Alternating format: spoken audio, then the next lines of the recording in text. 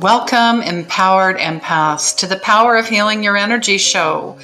This show is all about your unconditional love, your light, your intuition, your soul's purpose.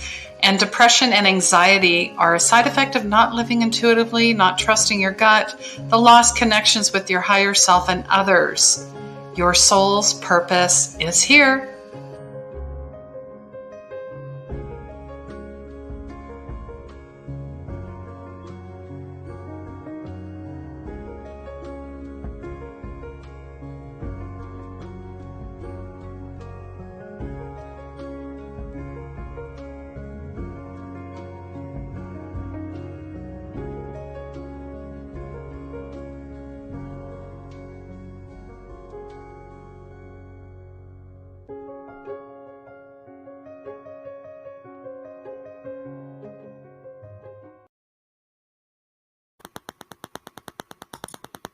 Hello and welcome, everyone. I'm Christine with 24 Karat Healing, and this is the Power of Healing Your Energy show. And we did miss last week. I was moving. I've moved west. I'm kind of settled, but here I am. And this is season 2, episode 14 already. And we're quickly gearing up for 2021 as well. And with me today, I have a beautiful, brave soul, a survivor, a warrior, a voice, a champion for others that have been abused. And I'm going to welcome her in. Just a little bit about her. I mean, look at this graphic. I mean, this is her at the age of 16.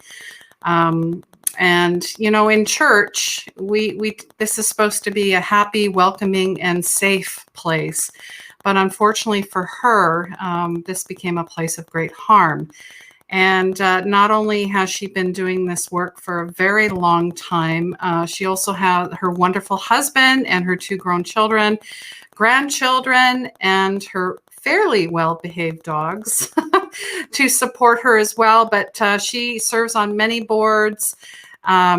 She has a documentary that was produced by the Hope of Survivors. She works with survivors, conducting support conferences. She has participated in the Voice of Faithful panels moderated by SNAP, which is known as Survivors Network of Those Abused by Priests, and sharing her perspective from a non-Catholic point of view. So Sandy has been a presenter speaker at major events on clergy abuse, including the Hope and Healing Conference. So she's just so many things, and I'm so honored to have her here. She also sent me a copy of her book in October, and I have read it. I have marked off many, many pages. I mean, the title alone, Let Me Pray Upon You, is something that people are going to be like, pardon? What is this about? So I'm welcoming Sandy to the show. Thank you so much for being here. Well, thank you for having me. It's good to be here. And I guess just maybe tell us a little bit. I mean, I know a lot about you, obviously, from reading the book, but maybe just tell us a little bit about yourself. And maybe the second part of the question would be, why did you write the book? Well, as you pretty much gave the introduction, I'm married with 2 grown children and have lived in Cincinnati all my life. My abuse took place in the Protestant Church, Church of Christ, at the age of 16 by my youth pastor, who was 30 at the time and married with 2 children. The abuse lasted for 5 years until he was caught.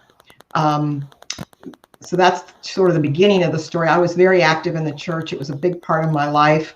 I taught Sunday school. I sang in the choir. So I was very, very active in the church, and I absolutely loved being at church. It was a place that I found real peace and joy in my life. So that abuse really tore a lot of that away from me and changed and altered my spiritual life in many ways.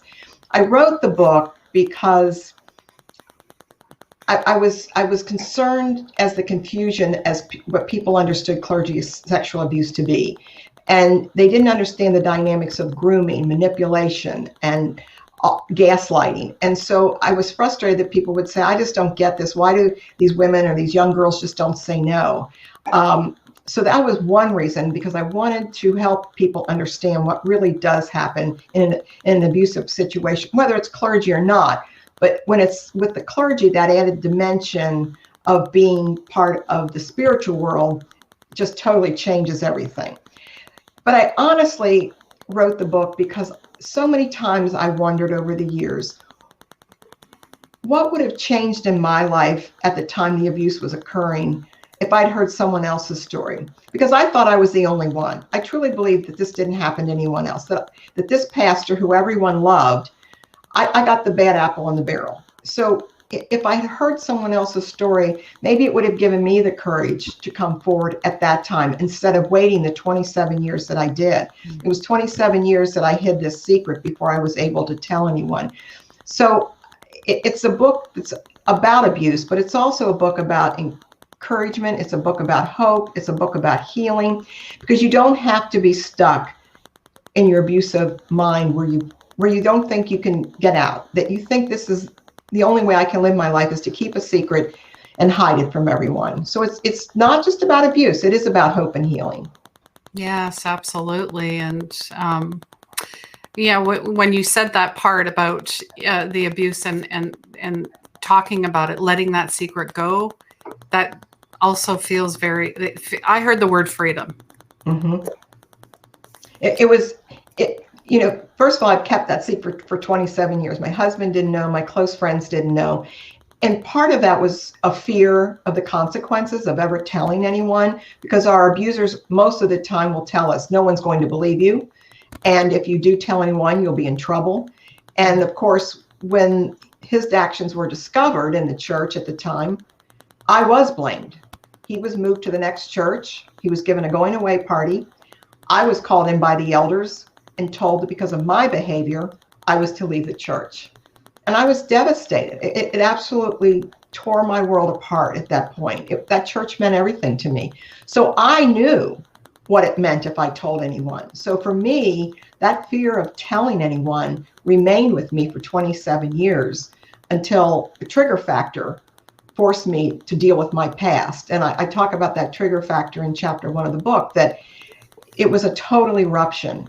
And while there had been trigger factors throughout the years, I was able to control them. I was able to kind of make sure that they didn't take over. This one, I had no control over. It hit me like a ton of bricks, and it said to me, I was going to have to deal with my past, that I could no longer let this fester inside of me, that I had to do something.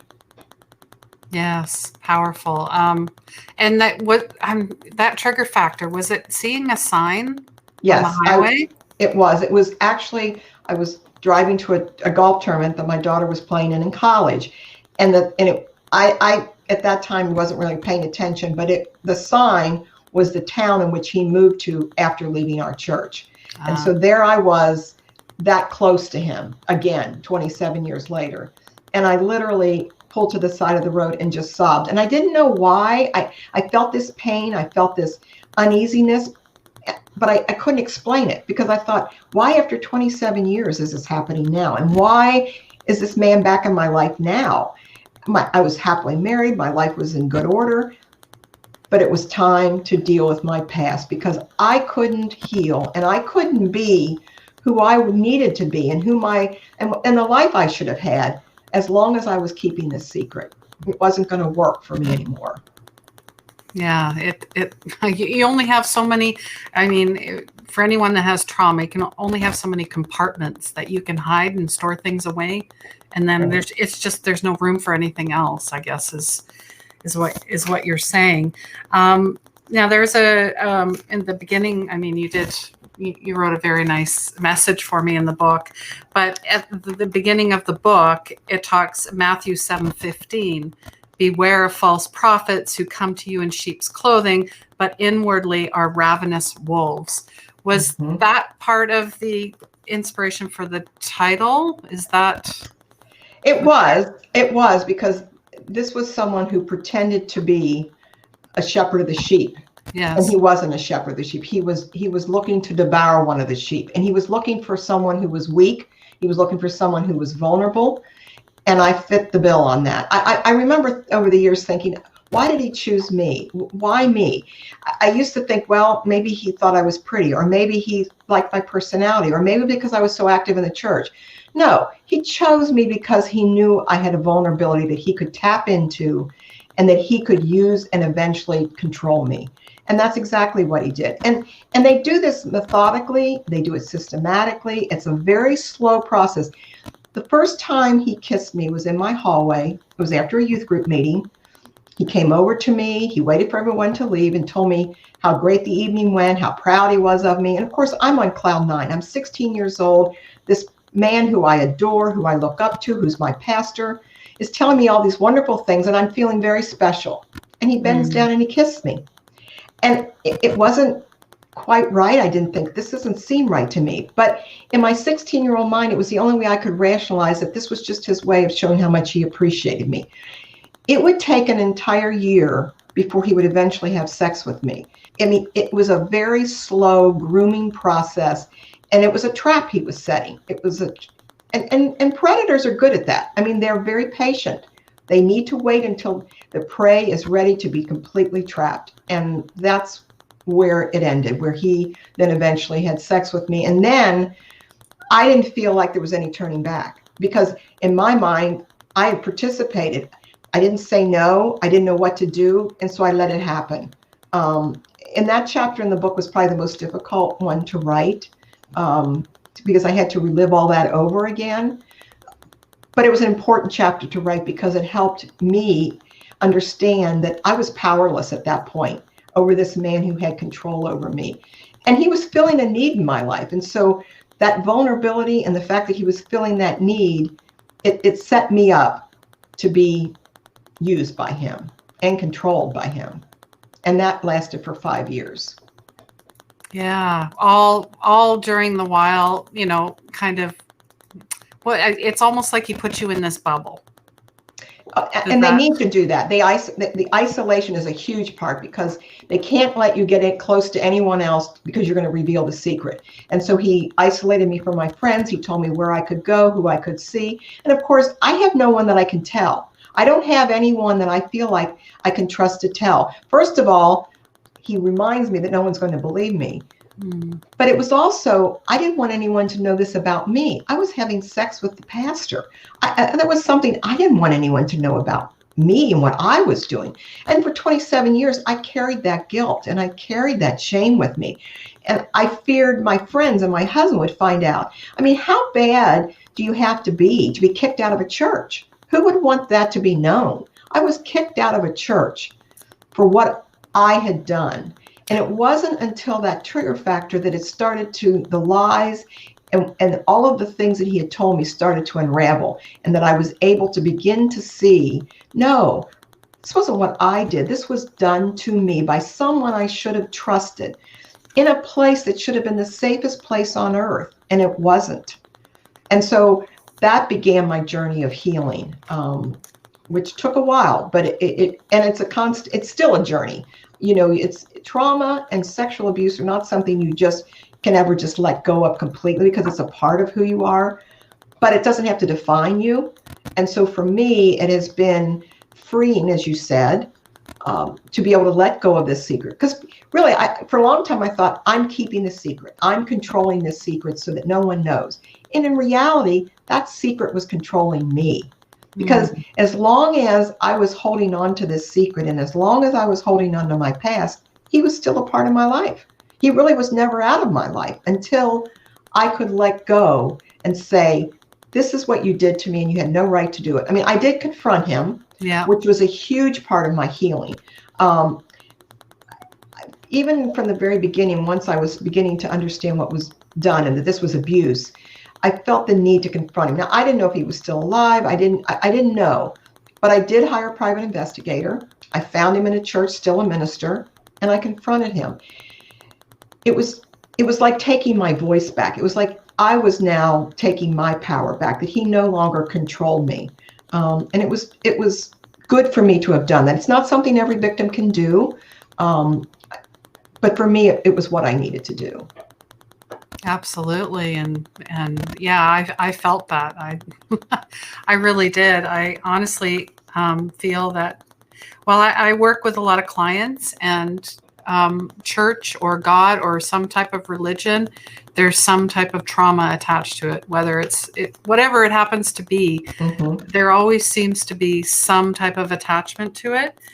And I honestly think that, I won't go into my story, but I know myself, and there's other women that have had some type of sexual trauma happen to them, some type of abuse. And I felt really, strongly about sharing this show, and sharing what you've done and what you do for victims and for survivors, and to give women and, well, all of us a voice.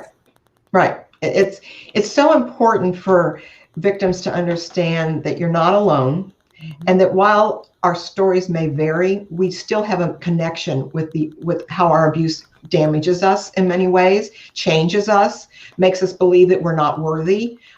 It takes years to unravel and to come back to ourselves of who we are. Because for 27 years, I lived as a person that he defined. He was verbally abusive. He was physically abusive, but the verbal abuse, I was never smart enough. I was too fat. All of those things stayed with me. He didn't like the way I laughed. And so even years later, I'd find myself, did I laugh too loudly on that? He was always a part of my life for 27 years. And so it does affect how we function in our lives later, because the trauma doesn't end when the abuse ends. The trauma continues, and the hurt and the pain continues. And when you add the dimension, as you said, of the church with that, it contaminates everything we know about the church. At least it did for me. Bible reading, prayer, all those things that at one time in my life were important to me and brought me peace and joy were now nothing but bringing me anxiety attacks. And I had to pretend when I went to church with my husband and my kids that I was okay sitting in church, when in reality, I couldn't wait to leave. I couldn't wait to get out of there. And that's how I lived for 27 years. And I can remember walking past the pastor's office. This is an entirely different denomination. This pastor, great, wonderful man. But every time I walked past his office, I got a knot in my stomach. And in the beginning, it was very difficult. And then after a while, I just knew that was going to be my norm. That yes, in a few minutes, we're going to walk down the hall. I'm going to see the office, and I'm going to get this knot in my stomach. And once I'm past the office, it will pass. And I did that every Sunday that I went to church. And that to me was functioning. But what I found out was that's not the way you function. It's not a healthy way to live. And I had to find a way to live my life as it was meant to be lived, and not the way he was going to define it for me. Wow. So powerful. And I think I was brought to tears quite a few times reading this book. I think at the end, when you're praying with your granddaughter, I believe. Yes. And you said 12 years later, for the first time, I felt safe enough to pray. And I thought, oh my goodness, isn't that something that everyone loves to do? I mean, that was, a lot of people think that way, right? At least I know prayer has saved me so many times. But you felt safe enough to pray. As I sat at lunch with my 4-year-old granddaughter, I suggested she pray. What do I say, Grandma? Abby, just thank God for your family and the food we have. As she clasped her chubby hands and squeezed her little blue eyes shut, she prayed. Just reading this, I'm getting emotional. I too shut my eyes while she prayed. It was my first prayer in 27 years. No prayer ever meant more than the one she just said. So having your granddaughter bring everything back full circle for you, wow. Yes.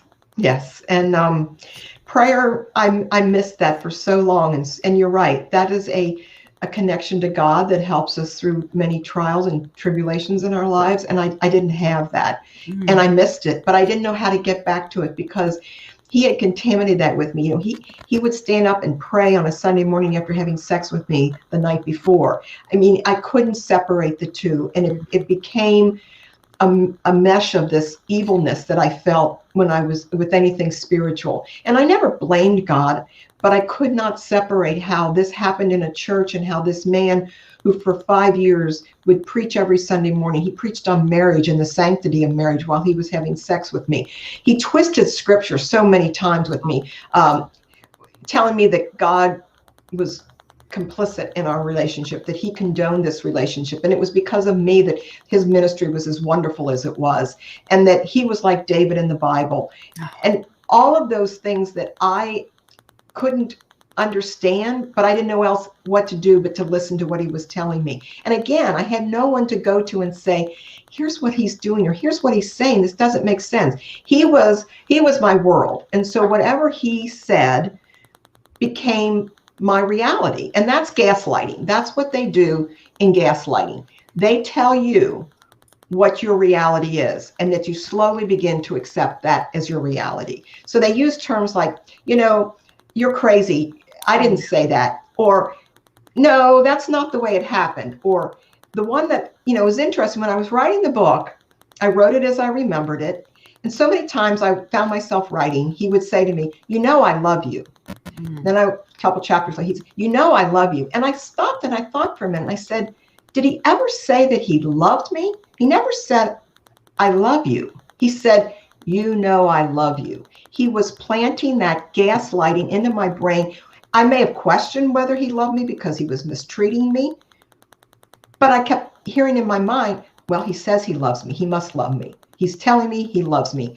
So that gaslighting is a very psychological tool that I think is one of the worst things they can do to an individual, because it distorts your reality and your perception of what is real, so that you truly don't know how to respond. And it compromises your ability to think clearly. You start to question your own judgment. Maybe I am crazy. Okay, I'm not very smart. I'm not very pretty. I should lose weight. All of those things. And then eventually there is no more questioning. That he had me. After a while, I accepted everything he said. I knew that I'd never get married. I knew I'd never have children, because this wasn't going to be over until he said it was over. I mean, the few times that I went to him, there were probably 2 times in particular that I went to him and said, I can't do this anymore. I'm feeling guilty. This doesn't seem right. He would respond in 2 ways. One, he would beg me to say how much he needed me. He'd play the guilt trip that I was the love of his life, and that because of my relationship with him, his ministry flourished. Or, and this was more common, he would berate me. He would say to me, how do you think you're ever going to leave me? No one else is going to love you. He always threw it up in my face that I was no longer a virgin and no other man would want me, which growing up in the church, that's kind of what we were taught. Not kind of, that's what we were taught, that you should be a virgin when you marry. Well, I wasn't anymore. And so I was used material. I was worthless. And he made sure that I knew that. And that's how I perceived myself. So once I got to that low level of such low self-esteem, there was no way out for me. And so I saw my life, this was going to be my life for the rest of my life. Gosh. Yeah, that trapped feeling. I understand. I just want to say hello. There's a few people here. Thank you so much. Let us know where you're from. This is your first time. Even if you're on the replay, please say hello, ask questions, reach out, connect. We're not going to leave you hanging. If you have any questions for myself or for Sandy, hi, Sandy, with an I, from Toronto. So nice to see you. Thank you. Thank you for being here. And Sandy's saying that they put the fear of God in us. I threw up at my communion from fear. Yeah, that's the other part that I hear a lot of. I guess it's kind of the old, outdated. You're all sinned. You're, that type of keeping you scared and in fear. It is that part as well. And I'm sure you heard that as well. Oh, yes. And let me just say to your listeners, I'm very comfortable answering any question that they might have. I'm very open about my life and my story, and because I do believe if they have that question, someone else is going to have that question as well. So I'm very comfortable. I don't want them to feel like they can't ask me Because Yes. I know this is a difficult topic. I understand that. Yeah, and well, because you said because there's so many secrets, and now everything is being unearthed. I mean, Mhm. everything's coming out, even the past, Right. everything. And there's mirrors, and there's trauma, there's all that family stuff, the ancestral stuff. Yes. It's all coming to the surface, and Mhm. there's nowhere to hide. Um, I just um, talk about your husband and then your friends as well, how they came to support you. Like you call Bill your rock. Yes, I had for first 10 years of our marriage, I was fearful he'd find out about my past. I had no reason to feel that way, but that's what trauma does to you. It changes how you think about things. And even though I knew he would love me and support me no matter what, I never wanted him to learn this about me. After the 10 years, I thought, I still don't want him to know, but I think he could handle it, but I'm not going to risk it. I don't still want him to find out about this. So when I first determined that I needed to do something about my abuse, I told my very best friend. And I sat there for almost 20 minutes sobbing before I could get the words out. I was sexually abused by my youth pastor. And telling her just after 27 years of holding that secret and saying those words was such a relief. I can't even begin to tell you how it felt. I felt like this huge weight had been taken off my shoulder. Finally, someone knew and someone I trusted. And from there, I told 3 or 4 more friends, and they became, I called the psychiatrist's office in the screened-in porch, because we had many talks, and I just kept talking about my abuse and what he had done.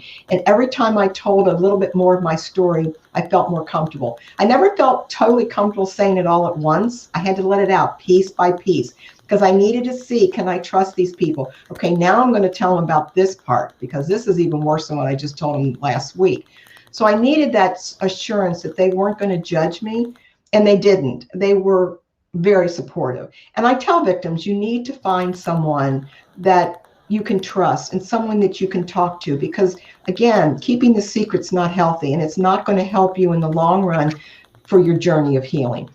And then I finally got the courage to tell my husband, and he couldn't have been any more supportive and any more loving than he was. And again, I knew it would be, but that relief of knowing he had my back was so important to me. And I have to say, there aren't many husbands who would be as comfortable as he has been with me telling my story in the detail that I have. When I first started to write the book, I said to him, is there anything that you don't want me to talk about or you want me to leave out of the book?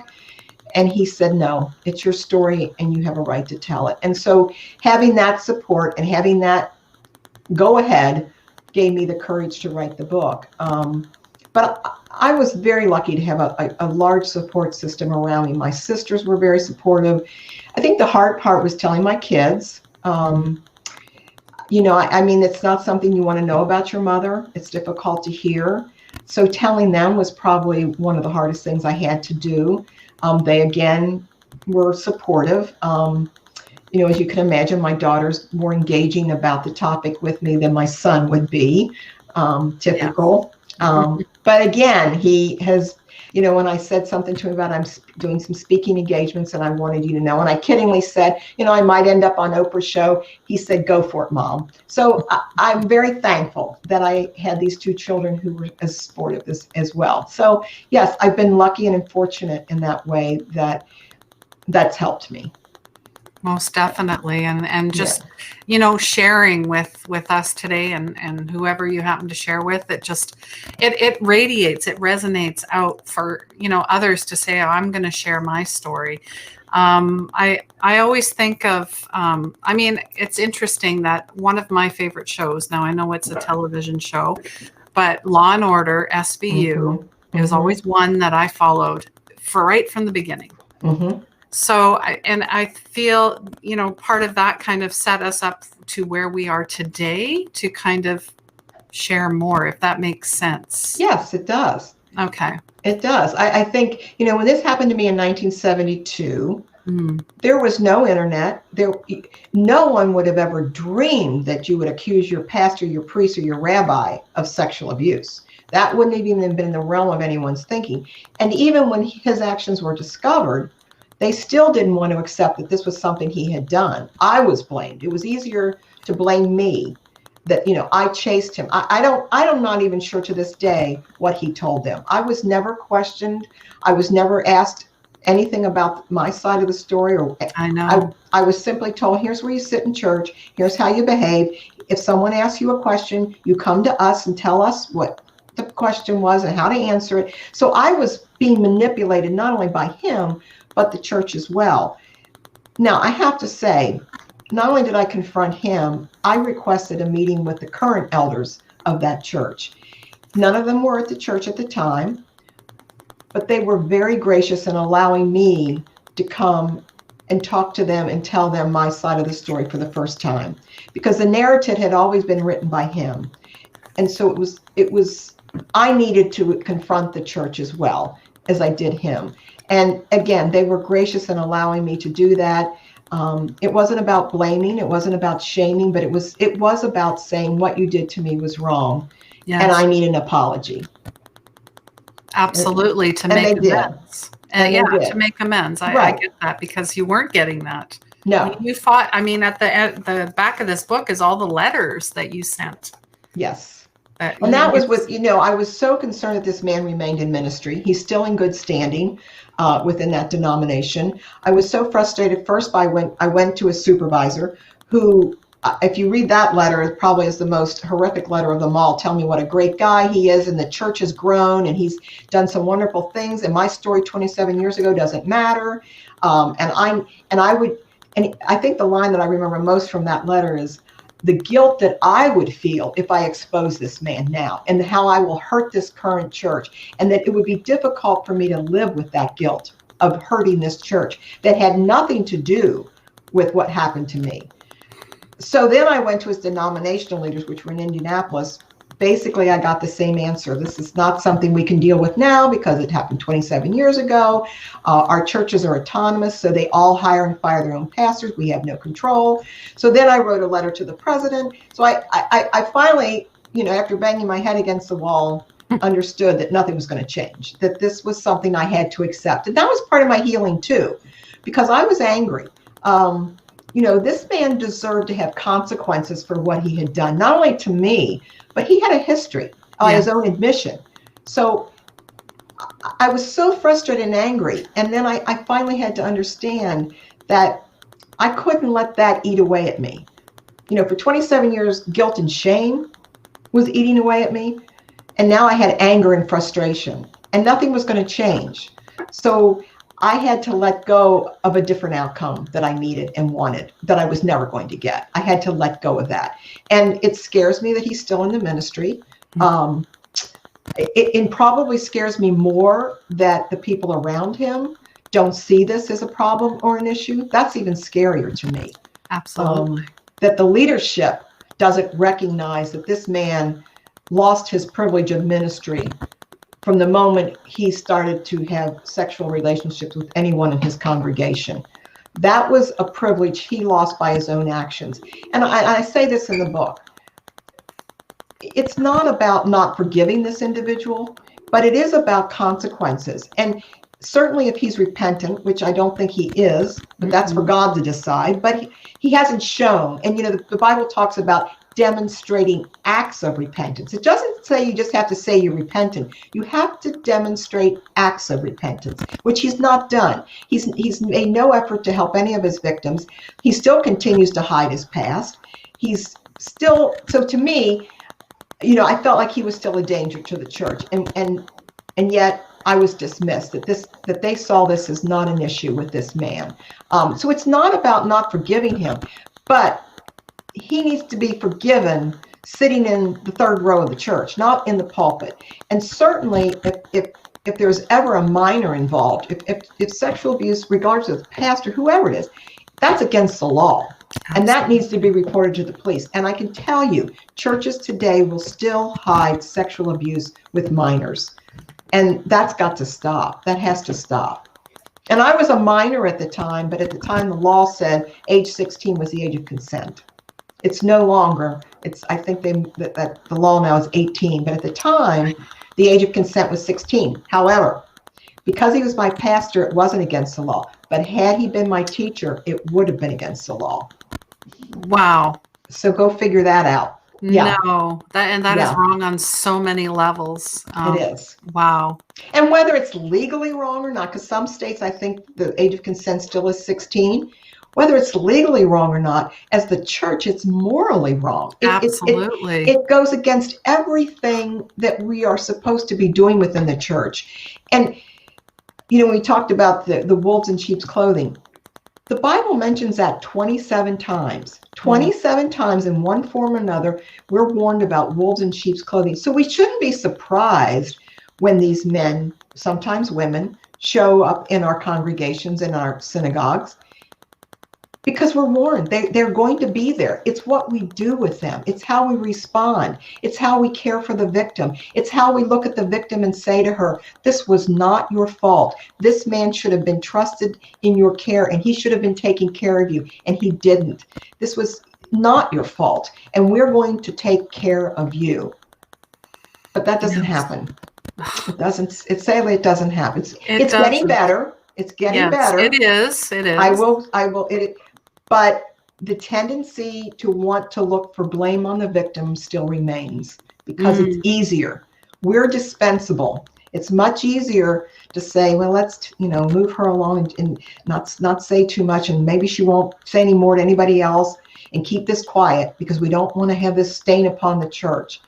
Well, that's not ruining the reputation of the church is not the victims. It's the behavior of the leadership. Absolutely. That's what is the reputation. Yeah. Absolutely. And like they say, guilty by association. They didn't even protect you. They didn't live up to what they speak. And, I just, wow. And it was devastating. I mean, yes. I've often said, while the abuse was horrific and that 5 years was a horrible time in my life, the response of that church and what they did to me probably had more effect on my life than the actual abuse did. Because how different my life could have been had they called me into that meeting and said, we're here to help you. And this man should not have done what he did to you. And we're going to take care of you and give you what you need to move on from this terrible thing that was done to you under our care as well, because we didn't see it. Now, I think if you remember in the book, this wasn't his first incident of sexual abuse. No. And my elders were aware of that when they hired him. They were aware of that. This was not the first time he'd done something like this. And of course, when they moved him to the next church, he did it again. She was in her 20s, but nonetheless, it's still a pastor taking advantage of someone under his care. He's a wolf in sheep's clothing. That's what he is, and he needs to be treated as such. Yeah, and it's interesting. You said 27 wolf references and 27 years. You finally. That's very synchronistic right there.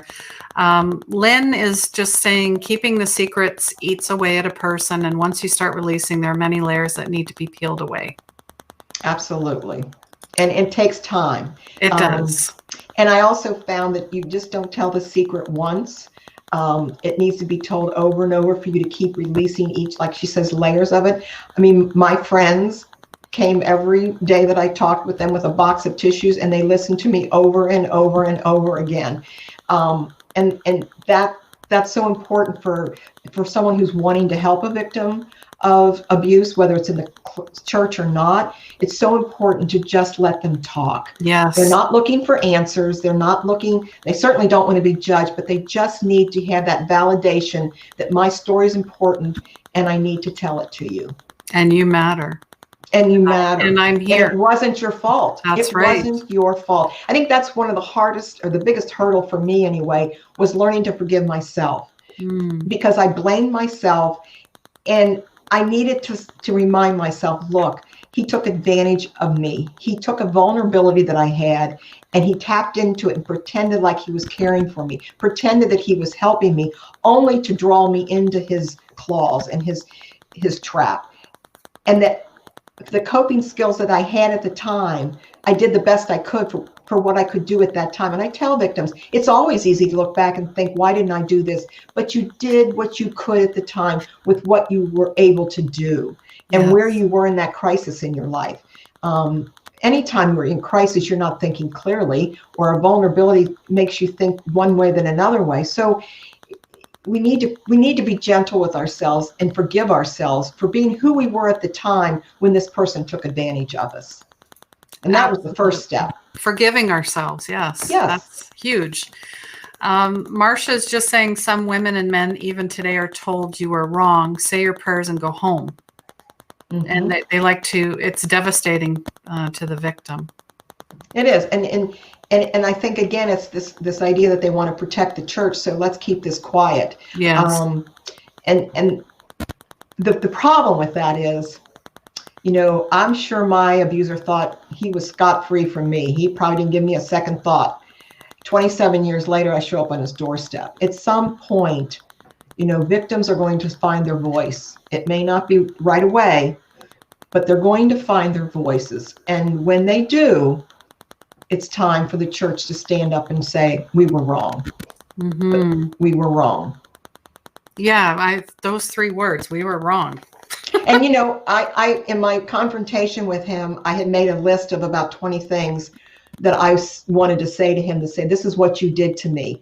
And originally I said, I'm sorry for kissing you in your hallway that night. I'm sorry for touching you inappropriately. I'm sorry for hitting you that night. And I had a very good friend, Bess Swift, whose husband was an elder in the church, and they were helping me spiritually along this journey. And he said to me, no, he doesn't say he's sorry. He needs to say he was wrong. And so that was so powerful for me to make that list, to say, I was wrong when I did. I was wrong when I did this. And I made him read the list. And to hear him say I was, now whether he meant it or not, but it was empowering to me to be able to change those words for him to say, I'm sorry. Yeah, I'm sorry. No, I don't know that you are, but you were wrong. And I know what you did to me, and you have no right to do what you did. Yes, absolutely. And I'm just reading another quote from the book. It's easier to prevent evil than to recover from it. That's from the pastor of my current church, which, yes, I shouldn't say my current church. I still have difficulty with going to church. So I'm an infrequent participant in the church. But he's a wonderful man. And I actually was sitting in church that day. He gave the sermon. And then when he said that line, I just thought, that's so true, because it's so much easier, because recovering from evil is a lifelong. It's lifelong. I mean, this will always be a part of my life. We're not robots. We don't just turn off a switch and say, well, I don't remember that ever happening to me. It's certainly we remember, but it's how we heal from it and how we can move forward so that it doesn't encompass our entire life and it doesn't define our life. I think there was a day when I woke up one day and I'd had a nightmare the night before, and I spent the whole day crying, or I felt the day I was angry. And I got at the end of the day and I thought, I wasted an entire day. And for what? Nothing changed. It didn't change my past. It's certainly not going to change his behavior or change his position in the church. He's still going to be where he is. And then I remember thinking, I spent the whole day thinking about this man and what he did to me. I don't think he gave me a second thought. In fact, I'm pretty sure he didn't. His day was probably pretty good. So when I realized it wasn't helping me and that this wasn't going to do anything or change anything in my life, I had to make that decision that day that this was not going to be a response I was going to have for the rest of my life, every day of my life. I needed to move from this man and quit letting him control my life. Yeah, that's powerful. You release the chains. You release that. It, like they say, you don't die from the snake bite. You die from the poison. So you extracted all of that and said, and it wasn't easy. I don't want to give victims or those who've been, having trauma in their life. It's not easy. No. And certainly I have moments when I go backwards and I have moments of anger, but it's not the same kind of anger. I mean, I'm angry that this man remains in ministry. Of course I'm angry.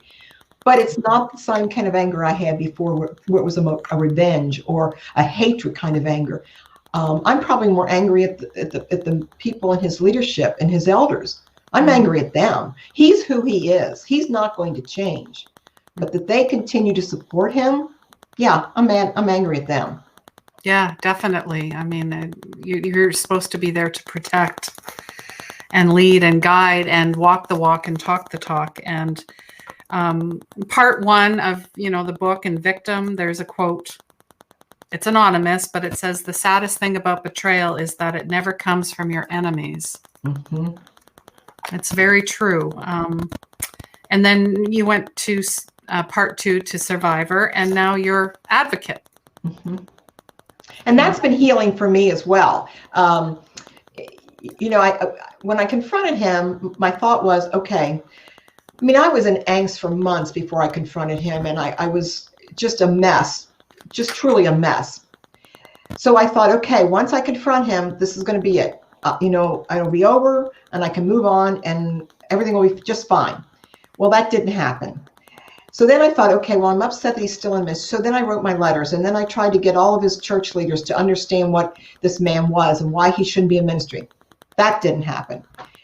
And so I thought, what do I do with this? What's my purpose for this?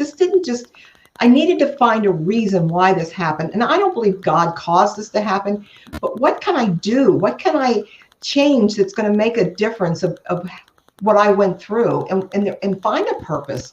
And so the first thing I did was I volunteered for the ministry, The Hope of Survivors, and found myself telling my story, helping other victims. And there was such a peace, and it was like, this is what I meant to do. Now, as you can probably tell, I'm not shy. I don't mind talking. And I thought, that's a gift God's given me. So many of my friends say, oh, I could never get up and give a speech like you do. I could never tell my story like you do. And they probably couldn't, but I can. I can. So I should.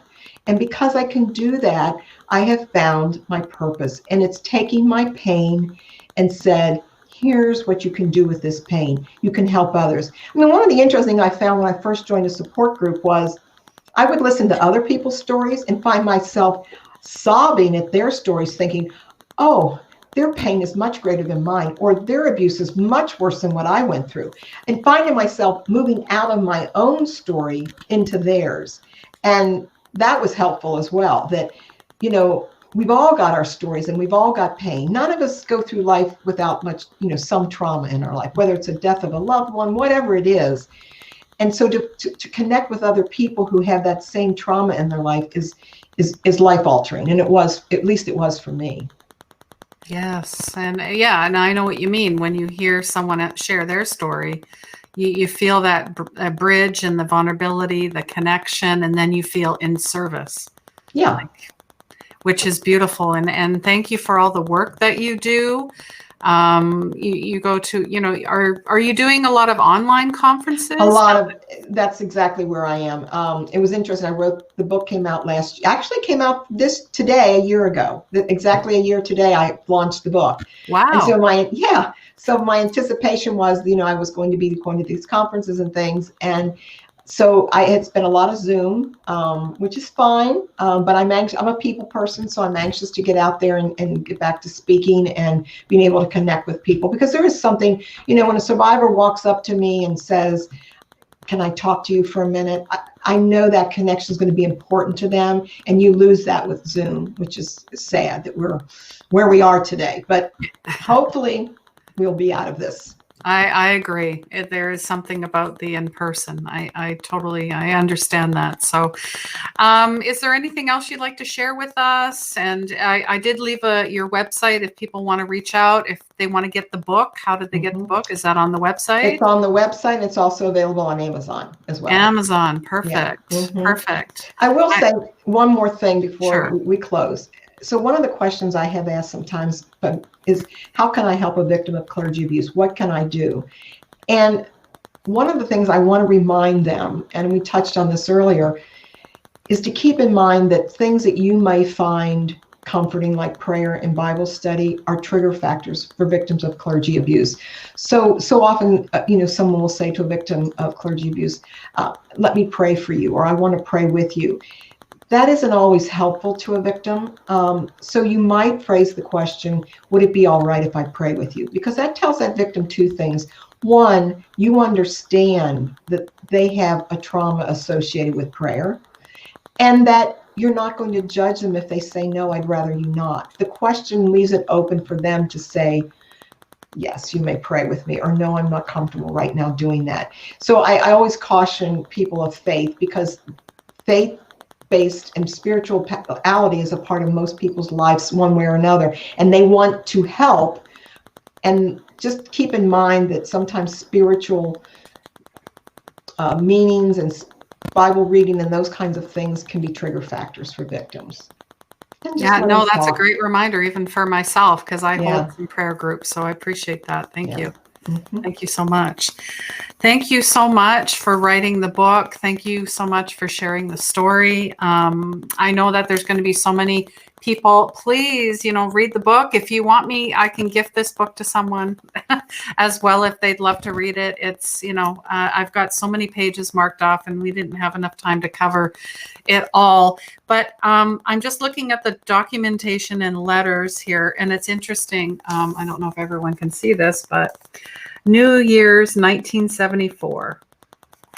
I thought I was born in 74, actually, January 2nd. So right after New Year's, I'm like, okay, I need to read this. And I feel like I just want to share this. Okay. Because it is close to Christmas time and New Year's. Where did Christmas go? Gone is the rustle of the wings heard in the watch serene. The golden hour of God is past. The old world is in labor. The new year is being born. God has blessed his church here in 1973. We've had over 100 new members, many joys, some tears. God has used it all as a fabric of faith to more fully establish his people. Now 1974 breathes upon us. Let's leap into the new year. The past is in smoldering ruins. What are your resolutions? What are you planning of eternal significance? What does the new year hold for us? Only what we let it. It's an empty vessel waiting to be filled. I really like that line. There's something refreshing about new beginnings. A new year comes bringing new lives, new faces, new horizons, new hope. Resolutions for the religious should include a new priority, a new ultimacy, a new commitment to the Lord and his church. Elton Trueblood says, a new man for our time, the Christian. Therefore, if any man be in Christ, he is a new creature. Old things are passed away. Behold, all things are become new. A happy new year, a happy new you. And that was written by him in 1974. Was it? That was his newsletter in 1974. Interesting. So the message is good. It's the messenger who was lying. That was a lie for him.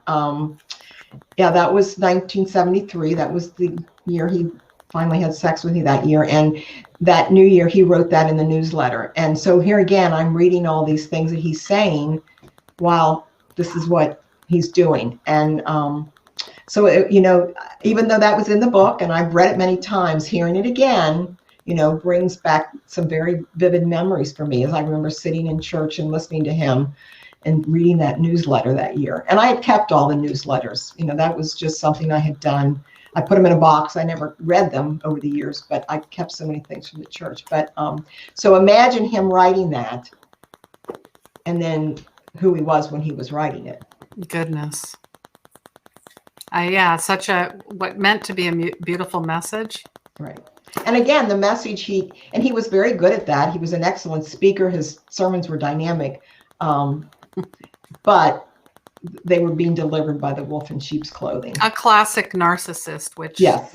Is very prevalent. Yeah. I mean, they're getting outed too, but because we're much more aware. Oh, absolutely. That. And we can recognize those signs a little bit better. Yes. Yes. But to leave on a good note, I'm in a good place. And I tell victims, you can move forward from this. And it's my hope that they will. And I do hope the book is a help to other people, because it just needs, our stories need to be shared and told. And I'm thankful that I was able to do that with the support of my husband, and that God's given me the gift to be able to do that. Yes. Thank you so much, Sandy. You are truly a gift. Well, I do appreciate being a part of your show tonight. You're a delightful host, and I look forward to listening to more of your podcast. I've enjoyed them. Thank you very much. And thank you again for sharing your time. And again, guys, if you have any questions, please, or you want to share this out, or if you want to reach out privately to either one of us, please do so. We're both here for you. And I appreciate and love you all. And tune in to next Wednesday's show. It's going to be good. Have a look out for that. And as well, if you know someone who is, sharing their story, just like Sandy is, please send them my way. I welcome all guests, all stories, because we're all here to share and bridge and connect. All right, guys, have an amazing Wednesday and the rest of your week. And please remember, healing begins where the ego ends. Take care.